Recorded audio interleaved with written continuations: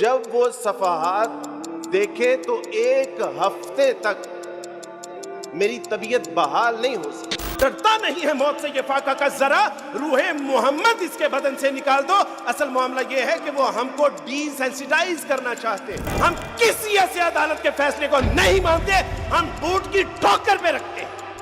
پچھلے 3 دن رات کو اچانک 2:30 بجے اٹھتا ہوں اور ڈر جاتا ہوں کہ کہیں ابھی اللہ کے یہاں سے آگ کا عذاب نہ نازل ہو جائے، پتھروں کا عذاب نہ نازل ہو جائے۔ آج اگر ہم نے یہ عذاب کو نہ روکا تو بعید نہیں ہے کہ اسی سیلاب کے اندر ہمارے بچے بھی بہہ جائیں۔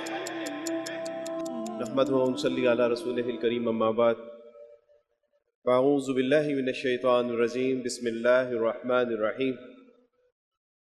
قال اللہ سبحانہ وتعالی فی القرآن المجید، فی القرآن الحمید، انا آتیناک الکوثر وصل لربک وانحر ان شانئک هو الابتر۔ صدق اللہ العظیم۔ رب اشرح لی صدری ویسر لی امری واحلل عقدۃ من لسانی یفقہوا قولی، ربی زدنی علما، آمین یا رب العالمین۔ معزز حاضرین اکرام، دین اسلام میں جس طرح اللہ سبحانہ و تعالیٰ کے بعد کوئی عبادت کے لائق نہیں ہے، محمد صلی اللہ علیہ وسلم کے بعد کوئی نبی نہیں ہے، اور کتاب اللہ کے بعد کوئی کتاب ہدایت نہیں ہے، بالکل اسی طرح اس امت کے بعد کوئی بہترین امت بھی نہیں ہے کہ جن کے یہاں اسلام قبول کر کے جو پیچھے سے لوگ آتے ہیں، یہ امت ان کو اپنے آگے لا کے کھڑا کر دیتی ہے۔ معزز حاضرین کرام، واقعہ یہ ہے کہ اسلام قبول کرنے کے بعد غیر مسلموں میں دعوت و تبلیغ کے کام میں لگے ہوئے تھے۔ 2013 اور 2014 میں پہلی بار واقعہ یہ سامنے آتا ہے کہ کوئی بینسا، موچی، مولوی کلہاڑا، یہ کچھ ایسے آئی ڈیز ان ناموں کے ساتھ چلائے جا رہے تھے کہ جو صریحاً رسول اللہ صلی اللہ علیہ وسلم کی، شاعر اللہ کی گستاخی کر رہے تھے۔ ان کے خلاف رپورٹ ہوتی ہے، اور چونکہ یہ تعداد میں کم تھے، پکڑے گئے۔ پورا سیکولر لبرل ایتھیزم، پورا یورپ ان کی حمایت کے لیے جب امڑ پڑتا ہے تو قانون کے ہونے کے باوجود ان کو آزاد کیا جاتا ہے۔ 16-17 میں ان کو باہر لے کے جایا جاتا ہے، اور باہر جا کے نہ صرف یہ کہ یہ سازشیں کرنا بند نہیں ہو جاتے، بلکہ اب یہ سازشیں منظم انداز میں کرنا شروع کر دیتے۔ 18 میں پتہ چلتا ہے کہ ہمارے ایک دوست وہ کہتے ہیں کہ عبدالوارث بھائی، میں آپ کو ایک میل کر رہا ہوں، ذرا یہ میل دیکھیے گا، اس میں کس قدر رسول اللہ صلی اللہ علیہ وسلم کی گستاخی ہو رہی ہے۔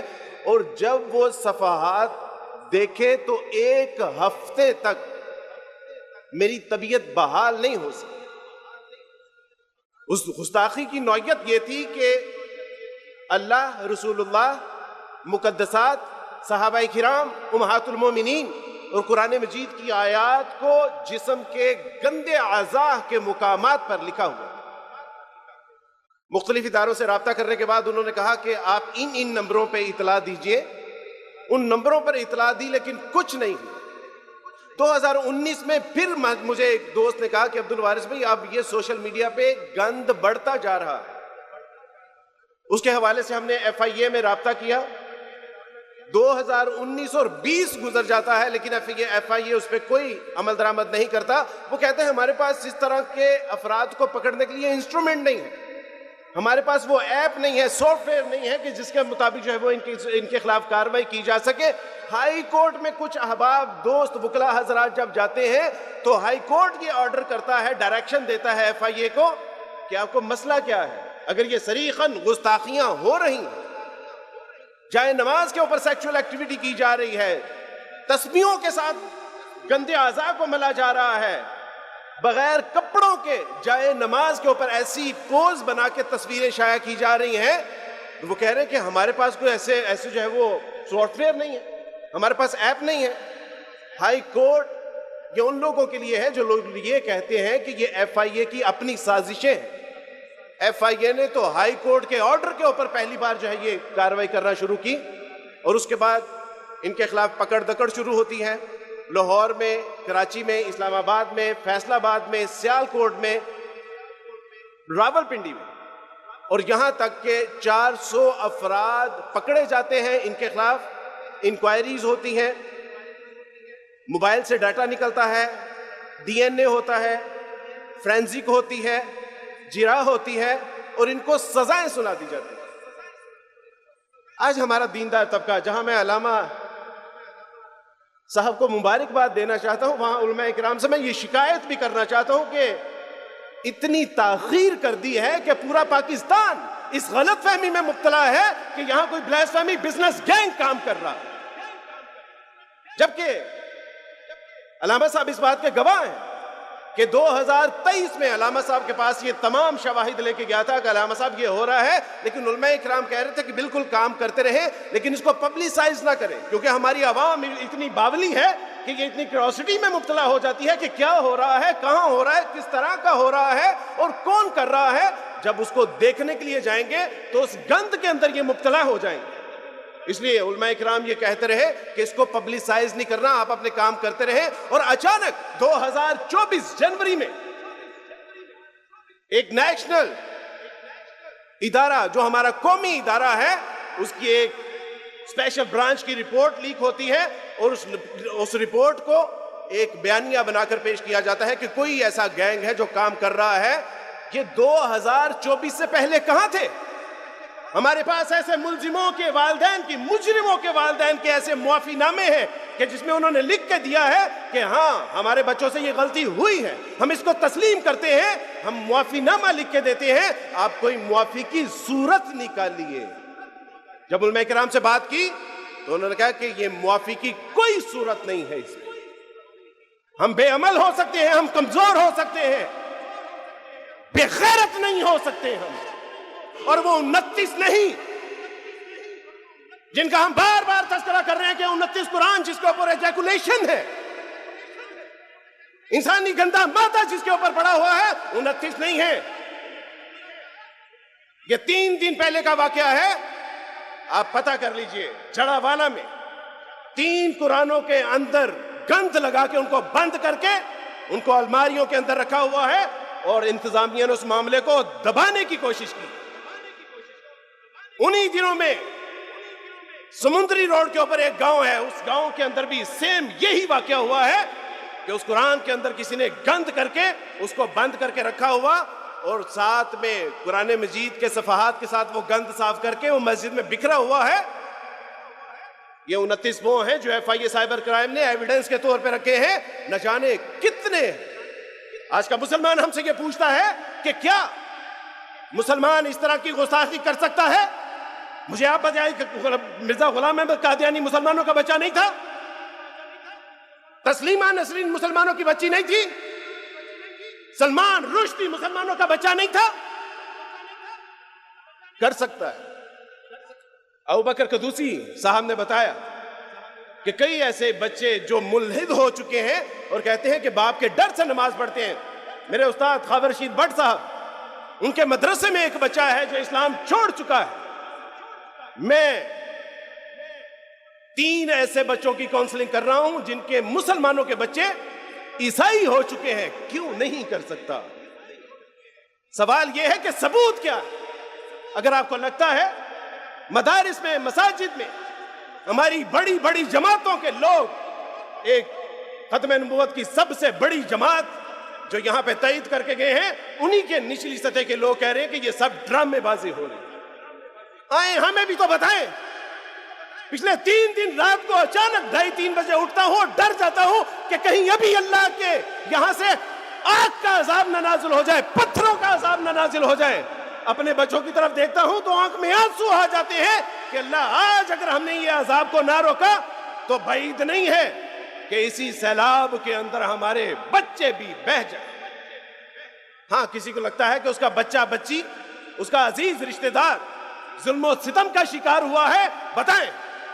علامہ صاحب ایک کمیٹی اناؤنس کریں، علامہ صاحب اس کمیٹی کو اناؤنس کریں، ان سے آ کے ملیں۔ ابھی 3 دن پہلے کی بات ہے، 12 لوگ، اب دکانیں چھپانے کی بات نہیں ہے، اب آپ ہمارے ساتھ ناراض ہو رہے تھے کہ کچھ اس میں معاملات غلط ہیں، ہم نے کہا بھیجئے، 12 لوگ آئے اور جماعت الدعوہ کے ایک وکیل ہیں عبد الرحمن نقوی صاحب، ان کے والد بھی ایک کیس کے مدعی ہیں، جب ان کو آتے دیکھا تو وہ 12 کے 12 لوگ ایک ایک کر کے نکل گئے، ہمارے پاس فوٹیجز موجود، آئیں بتائیں کسی کو شک ہے، کسی کو ابہام ہے، کسی کو اشکال، آئیے بتائیے، ہم بیٹھنے کے لیے تیار ہیں اور اللہ کی قسم اس کے ساتھ کھڑے ہیں۔ لیکن جب یہ بات ہوگی کہ یہ 400 کے 400 یہ بے گناہ ہے، معصوم، وہ جو NGOs، وہ لبرل سیکولر، ان کو یہ 450 جنہوں نے اللہ اور اس کے رسول کی توہین کی ہے،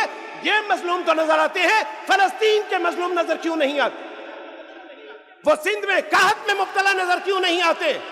وہ علماء کرام کے قتل ہوئے ان کے بے بس اور بے کس گھر والے کیوں نظر نہیں آتے؟ ان کے یتیم بچے اور بیوہ نظر کیوں نہیں آتی؟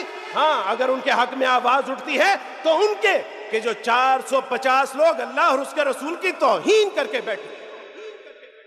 آخری بات، ہارون رشید رحمہ اللہ نے پوچھا تھا، انہوں نے امام سے پوچھا کہ امام، رسول اللہ کی توہین ہو رہی ہو تو کہا کہ روکنا ہر مسلمان پہ فرض، کہا کہ نہ روکے تو کہا کہ ایسی امت کو مر جانا چاہیے، اس امت کو جینے کا کوئی حق نہیں ہے۔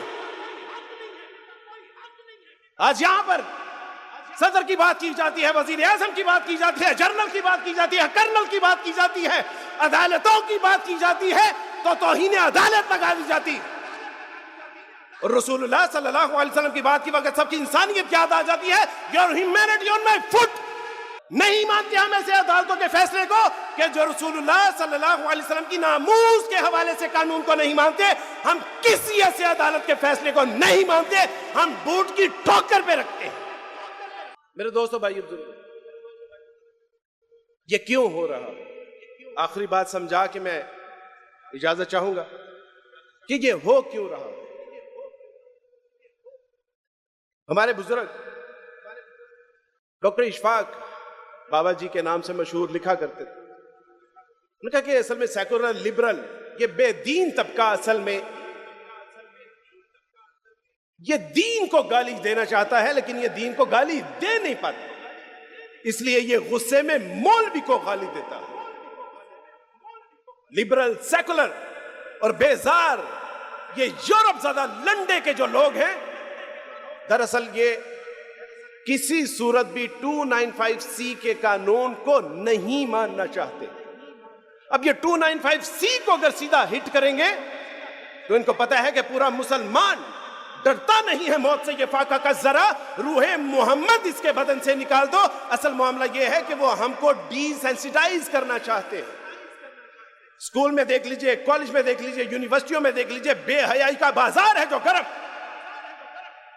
سوشل میڈیا کے اوپر دیکھ لیجئے، توہین کر کے کہتے ہیں کہ دس از دا آرٹ، یہ فریڈم آف آرٹ، اور یہی گند میں مبتلا کر کے ہوگا یہ کہ یہی لوگ پکڑے جائیں گے، باہر سے دباؤ آئے گا، ان کو آزاد کیا جائے گا، قتل و غارت ہوگی، اور اس کے بعد ہوگا یہ کہ یہ کہیں گے کہ یہ سارا سبب 295C کا ہے، لہٰذا اس کو ختم کر دیجیے۔ وطن کی فکر کرنا تھا، قیامت آنے والی ہے، تیری بربادیوں کے مشورے ہیں آسمانوں پہ۔ میں علامہ صاحب کا نہایت تہہ دل سے شکریہ ادا کرتا ہوں کہ اس حساس موضوع کے اوپر علامہ صاحب نے تمام مکاتبہ فکر کے علماء اکرام کو اکٹھا کیا، اور اس فریضے کو سر انجام دینے میں علامہ صاحب سے میں گزارش کرتا ہوں کہ علامہ صاحب، یہ اعلامیہ نہیں ہے، یہ اہل سنت والجماعت کا عقیدہ ہے، اور اس کی ہم تہہ دل سے، دل و جان سے تائید کرتے ہیں، اور اس بات کا عہد کرتے ہیں کہ علامہ تیرا پسینہ جہاں پر گرے گا، میرا اور میرے بچوں کا وہاں پر خون گرے گا۔ وآخر دعوانا ان الحمدللہ رب العالمین۔